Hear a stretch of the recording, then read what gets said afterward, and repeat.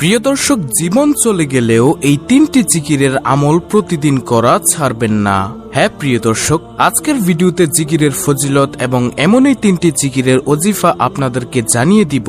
উঠতে বসতে চলতে ফিরতে যদি এই 3টি জিকিরের আমল আপনি করতে পারেন, আপনার জন্য রহমতের দরজা খুলে যাবে, রিজিকের দরজা খুলে যাবে, আপনার সকল কিছুতে বরকত হবে, রুজি রোজগারে বরকত হবে, ঘরে বরকত হবে, হায়াতে বরকত হবে, আপনার সকল কাছে আল্লাহর গায়েবী সাহায্য আসবে, দুনিয়া ও আখিরাতের ভরপুর কল্যাণ অর্জন হবে ইনশাআল্লাহ। প্রিয় দর্শক, আমি নিশ্চিত আজকের এই আমলের আলোচনাটি আপনার জীবনের মোড় ঘুরিয়ে দিবে ইনশাআল্লাহ। তাই ধৈর্য ধরে ভিডিওটি দেখার ও শোনার জন্য অনুরোধ রইল।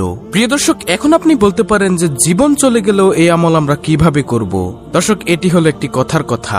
এই কথার দ্বারাই আপনি বুঝতে পারছেন যে এই জিকিরের গুরুত্ব কতটুকু, ফজিলত কতটুকু। তাই আমি এই কথাটা বললাম যে জীবন চলে গেলেও এই 3টি জিকিরের আমল করা ছাড়বেন না। অনেক গুরুত্বপূর্ণ 3টি জিকির। তাহলে চলুন শুরু করা যাক।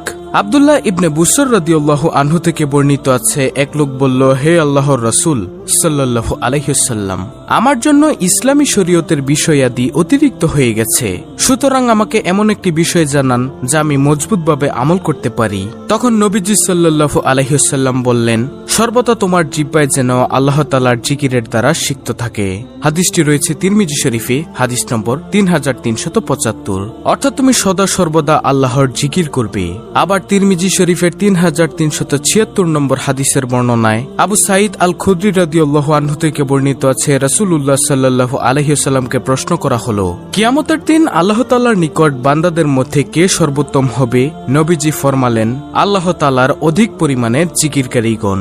সুবহানাল্লাহ। তারপরে তিরমিজি শরীফের 3337 নং হাদিসের বর্ণনায় আবু দারদা রাদিয়াল্লাহু আনহু থেকে বর্ণিত আছে, তিনি বলেন, নবী সাল্লাল্লাহু আলাইহি ওয়াসাল্লাম বলেছেন, আমি তোমাদেরকে কি তোমাদের অধিক উত্তম কাজ প্রসঙ্গে জানাবো না, যা তোমাদের মনিবের নিকট সবচাইতে পবিত্র, তোমাদের সম্মানের দিক হতে সবচেয়ে উঁচু, স্বর্ণ ও রৌপ্যের দান খয়রাত করার চেয়েও বেশি ভালো, এবং তোমাদের শত্রুর মোকাবেলায় অবতীর্ণ হয়ে তাদেরকে হত্যা করা কিংবা শহীদ হওয়া থেকে অতি অধিক উত্তম?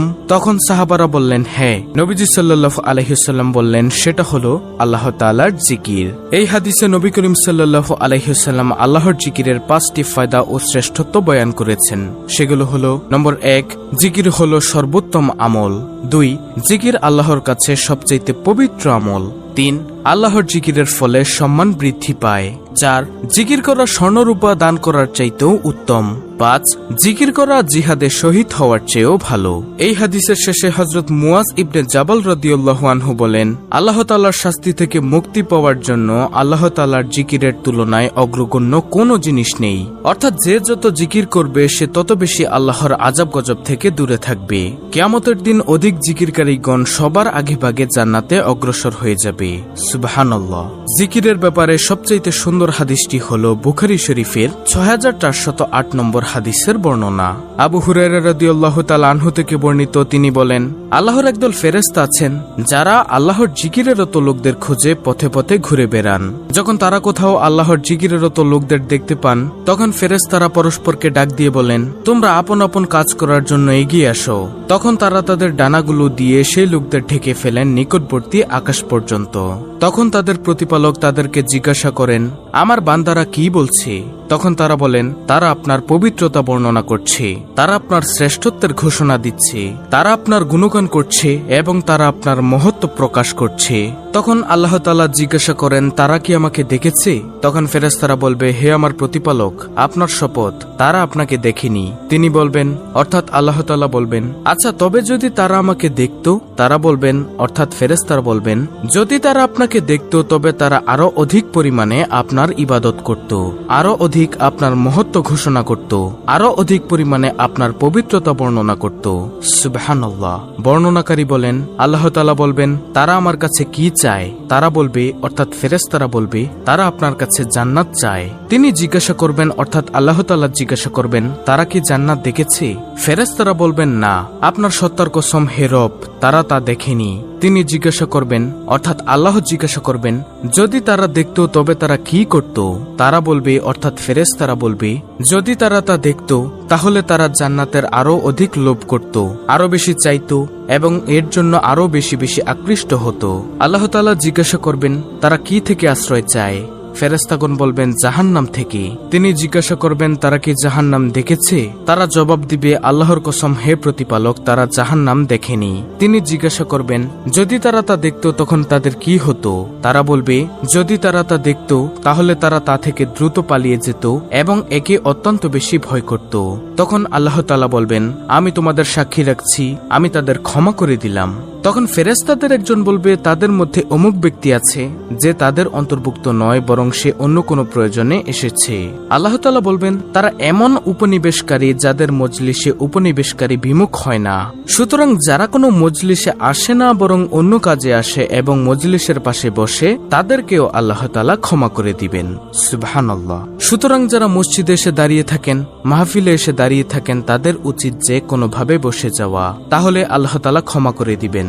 আল্লাহ তাআলা সূরাতুল আহজাবের 41 থেকে 42 নং আয়াতে বলেন, হে মুমিনগণ, তোমরা আল্লাহকে অধিক পরিমাণে স্মরণ করো এবং সকাল বিকাল আল্লাহর পবিত্রতা বর্ণনা করো। সুবহানাল্লাহ। প্রিয় দর্শক, আশা করি জিকিরের ফজিলত বুঝতে পেরেছেন, জিকিরের গুরুত্বগুলো বুঝতে পেরেছেন। এখন হলো মূল আলোচনা, কোন সেই জিকির যে জিকিরগুলোতে আছে দুজাহানের খাজানা। কোন জিকিরগুলো করবেন? সর্বপ্রথম জিকিরটি হলো নম্বর 1, তিরমিজি শরীফের 3590 নং হাদিসের বর্ণনা। আবু হুরায়রা রাদিয়াল্লাহু তাআলা আনহু থেকে বর্ণিত আছে, তিনি বলেন, রাসূলুল্লাহ সাল্লাল্লাহু আলাইহি ওয়াসাল্লাম বলেছেন, কোন বান্দা সততার সাথে লা ইলাহা ইল্লাল্লাহ বললে তার জন্য আকাশের দরজাগুলো খুলে দেওয়া হয়, ফলে উক্ত কালেমা আরশে আজিম পর্যন্ত পৌঁছে যায় যতক্ষণ না সে কবিরা গুনাহ ত্যাগ করে। আর প্রিয় দর্শক, লা ইলাহা ইল্লাল্লাহ এমন একটি জিকির সব সময় পড়া যায়, ঠোঁট নাড়ানো ছাড়াই পড়া যায়, তাই একটি রিয়াও নেই। মানুষের সামনে বসে থাকলেও এই জিকিরটি করতে পারবেন। শুধুমাত্র আল্লাহ তাআলাকে খুশি করার জন্য পড়বেন, তাহলে আসমানের সকল দরজা আপনার জন্য খুলে যাবে। তারপরে দ্বিতীয় নম্বর জিকিরটি হলো তিরমিজি শরীফের 3592 নং হাদিসের বর্ণনা। ইবনে উমর রাদিয়াল্লাহু আনহু থেকে বর্ণিত আছে, তিনি বলেন, একদিন আমরা রাসূলুল্লাহ সাল্লাল্লাহু আলাইহি ওয়াসাল্লামের সাথে নামাজ পড়ছিলাম। সে সময় সমাগত লোকদের মাঝে হতে এক লোক বলল, আল্লাহু আকবার কাবীরা ওয়ালহামদুলিল্লাহি কাসীরা ওয়া সুবহানাল্লাহি বুকরাতাও ওয়া আসীলা। দোয়াটি আমি আবার বলছি, আল্লাহু আকবার কাবীরা ওয়ালহামদুলিল্লাহি কাসীরা ওয়া সুবহানাল্লাহি বুকরাতাও ওয়া আসীলা। তখন রাসূলুল্লাহ সাল্লাল্লাহু আলাইহি ওয়াসাল্লাম বললেন, এই বাক্যটি কে বলেছে? উপস্থিত লোকদের মাঝে এক লোক বলল, আমি হে আল্লাহর রাসূল সাল্লাল্লাহু আলাইহি ওয়াসাল্লাম। তিনি বললেন, অর্থাৎ নবীজি সাল্লাল্লাহু আলাইহি ওয়াসাল্লাম বললেন, এ দোয়ায় আমি খুব আশ্চর্যান্বিত হয়েছি। এই বাক্যগুলোর জন্য আকাশের দরজাগুলো খুলে দেওয়া হয়েছে।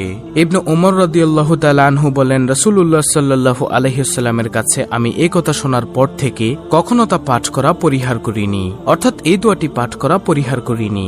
আল্লাহু আকবার কাবীরা ওয়ালহামদুলিল্লাহি কাসীরা ওয়া সুবহানাল্লাহি বুকরাতান ওয়া আসীলা। তারপরে তৃতীয় নম্বর জিকিরটি হলো এমন জিকির যে জিকিরটি করলে আপনার দুনিয়ার সকল নেক মাকসাদ পূরণ হবে, অভাব দূর হয়ে গায়বী শক্তি হবে। যেমন সূরা হুদের 52 নং আয়াতে আল্লাহ তাআলা বলেছেন, আর হে আমার কওম, তোমাদের পালনকর্তার কাছে তোমরা ক্ষমা প্রার্থনা করো, অতঃপর তারই প্রতি মনোনিবেশ করো।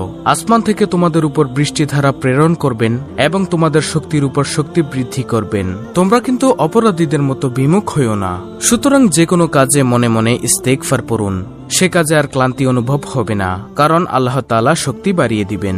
এই জিকির দ্বারা মনের শান্তি প্রশান্তি আসে, যেমন সূরা রাদের 28 নং আয়াতে আল্লাহ তাআলা বর্ণনা করেন, আর যারা বিশ্বাস স্থাপন করে এবং তাদের অন্তর আল্লাহর জিকির দ্বারা শান্তি লাভ করে, জেনে রেখো আল্লাহর জিকির দ্বারাই অন্তরসমূহ শান্তি পায়। আর যাদের হৃদয় প্রশান্ত হয়ে যায় তাদের জন্য আল্লাহ সূরাতুল ফাজরে সুখবর দিয়ে বলেন, তুমি তোমার পালনকর্তার নিকট ফিরে যাও সন্তুষ্ট ও সন্তোষভাজন হয়ে, অতঃপর আমার বান্দাদের অন্তর্ভুক্ত হয়ে যাও আর আমার জান্নাতে প্রবেশ করো। সুতরাং জিকির করতে করতে অন্তর প্রশান্ত হয়ে যাবে, আর যাদের অন্তর প্রশান্ত হবে তাদের জন্য রয়েছে জান্নাতের সুসংবাদ। তাই প্রিয় দর্শক, এই তিনটি জিকির অর্থাৎ নম্বর 1 লা ইলাহা ইল্লাল্লাহ, নম্বর 2 আল্লাহু আকবার কাবীরা ওয়ালহামদুলিল্লাহি কাসীরা ওয়া সুবহানাল্লাহি বুকরাতাও ওয়া আসীলা, নম্বর 3 ইস্তেগফার এগুলোকে অব্যাহত রাখুন। ইনশাআল্লাহ অনেক অনেক ফায়দা হবে, যা আমি ভিডিওর শুরুতেই বলে দিয়েছি। অত্যন্ত গুরুত্বপূর্ণ একটি ভিডিওটি ভালো লাগলে অবশ্যই চ্যানেলটিকে সাবস্ক্রাইব করে বেল বাটন অল বাজিয়ে দিবেন। ভিডিওটিতে একটি লাইক দিবেন এবং কমেন্টে আমিন লিখবেন এবং অন্য মুসলিম ভাই বোনদের কাছে ভিডিওটি শেয়ার করে দিবেন, যেন তারাও দেখে শিখে এই আমলটি করতে পারে, এই জিকিরগুলো অব্যাহত রাখতে পারে। আল্লাহ রাব্বুল আলামিন আমাদের সকলকে এই 3টি জিকির প্রতিনিয়ত পাঠ করার তৌফিক দান করুন। আমিন।